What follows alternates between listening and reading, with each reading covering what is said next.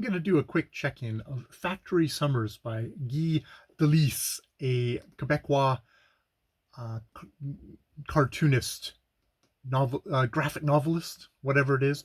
This is all about, it's a memoir. It's all about him at the age of 16 taking a summer job at a local paper mill where his father has worked for the past 30 years, which is actually sort of a familiar story to me because of my in-laws, where my brother-in-law took a job at the local sawmill where um, my wife's and his father worked as a steam plant engineer, and indeed also an engineer here, but they're very much different classes of engineers, in the sense that my father-in-law was very much in amongst all the machinery, wasn't a part of management. That management worker divide was not a part of that, did not sit in an office, was very much in amongst the stuff, maintaining and operating these machines. And I mean, he was definitely the old style of an engineer, where he came up through a program of apprenticeship and was very much hands-on learning. He went to university for 1 year and flunked out because of the English requirements. That the taking an English class just was not going to fly. So that he ended up in the apprenticeship program instead.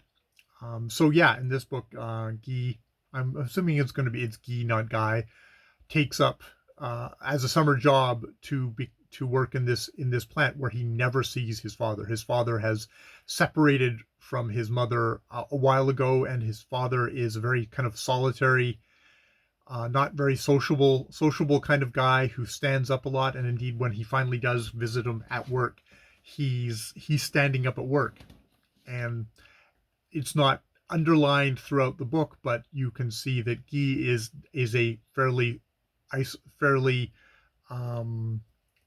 not lonesome, but solitary figure who likes to sit in his room and draw. And he's got a drawing desk which looks very much like his father's engineering kind of drafting table.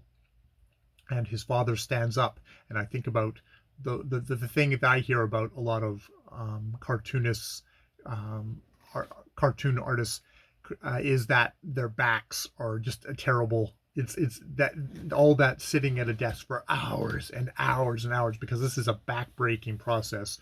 Crafting a graphic novel is murder on the back. So I wouldn't be surprised if Guy himself grows. There's a lot of commonalities there between the two of them. It is definitely a chance for Guy to get to kind of hang out in a very male. There's no women in this paper mill factory, so it's very much kind of a male preserve. He gets sort of hit on, or a kind of overly friendly trainer who seems to do that with all the young guys coming in. That doesn't come to anything, but it's just one of those kind of creepy things. There's it's like he's in the soundproof break room, and it's 3 a.m. and there's topless women on TV, and a guy sticks his head and is like, "Oh my God, there's topless women! Why didn't you call us?" And everybody crowds in to look. So that gives you an idea of a certain kind of a male thing. And you have this kind of there's a division between the lifers and the summer kids, and how the summer kids are obviously lower on the totem pole and get given a lot of shit. Yeah, and there's that divide of kind of working class versus the educated, the managers, who are all wear hard hats, where the workers do not, the engineers do not.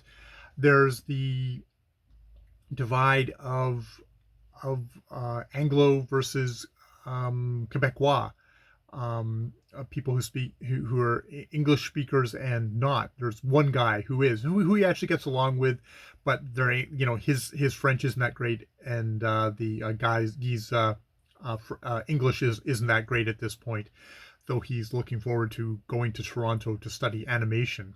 And there's that divide too, of when he's asked about what he's studying at school, it's like he's studying fine arts, and the guys are just all disbelieving. It's like, you should be studying to be like a doctor or a lawyer like all the other spoiled, you know, manager kids thing. What are you wasting your time with that for?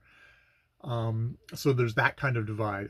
There's also a kind of a pointed scene in here where the worker takes them over to the controls and knows, like, hey, look, those controls, they're in French. It's like, uh-huh. It's like, yeah, well, they used to be in English until they the the it's not the block. Jesus, until there was the Quiet Revolution and they passed Bill 101, where French became the official language of Quebec, so that they, and you know, in rest of Canada, I think things might have to be bilingual. I don't know if machinery would be, but there's that little built-in thing of just kind of Canadian history in here. So there's all the divides. There's just kind of the social, cultural sense, all going through this book. And there's also just sort of a sense of the passing of an era, because there, at the beginning of his summers, there's a pile of wood, and that through the summers that he works, three summers, that wood pile gets smaller and smaller, and they're using recycled paper instead of using raw lumber anymore. And indeed, there was a whole thing that because it's situated on the shores of is it the St. Lawrence? I can't remember, but it was basically there because that's how they got the logs down to get processed in this paper mill. And he said, like, you know, that's probably not a bad thing that stopped. All these logs would go down, the bark would strip off of the things going down, and it would all end up at the bottom of the river. Apparently leached off mercury and made the water highly acidic, killed all the fish. So that got banned in like 1987, I think it was the time. So there's that. There's also just that sense of how things are slowly changing. And as a summer kid, you're looking at these guys who are, you know, doing this for, this is the job that they're gonna have for their entire lives. And they have old timers who slowly progress their way through various jobs at the thing, kind of ending up at, I think, the wrapping thing, where it's just kind of the least physically demanding job. And that's probably going to pass as well. I think about the lumber mills in BC, and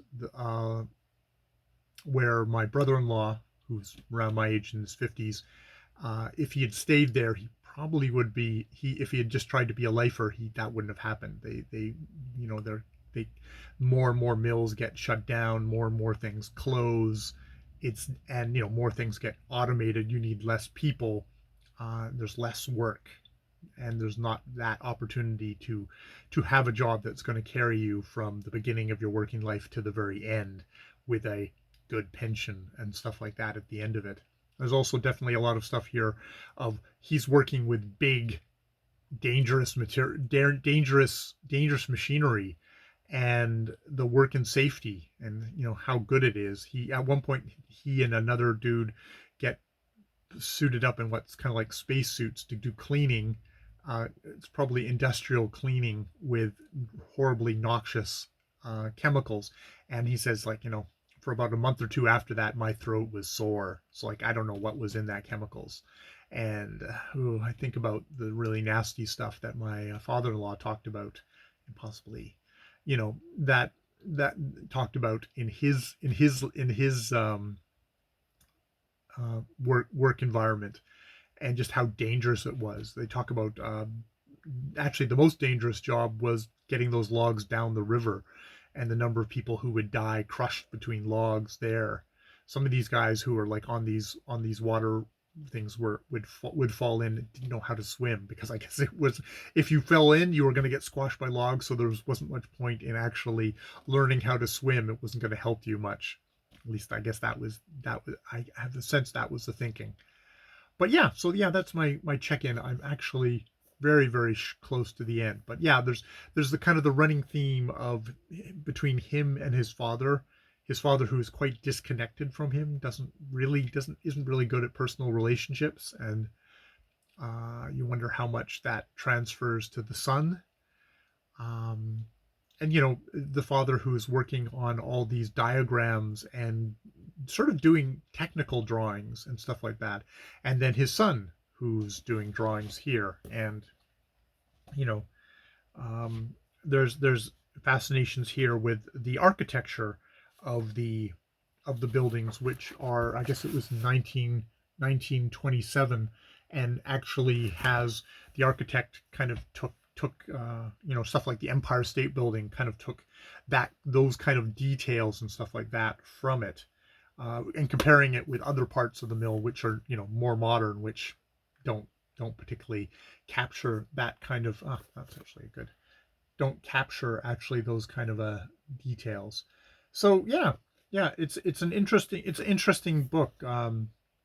For me, living in Western Canada, somewhere like Quebec might as well be a foreign country for me. I get very little um, insight into that culture.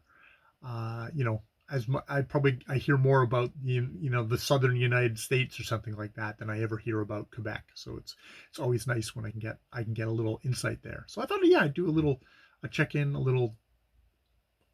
a fairly long chat on that. I'll leave it there. I've been Jay. More videos later.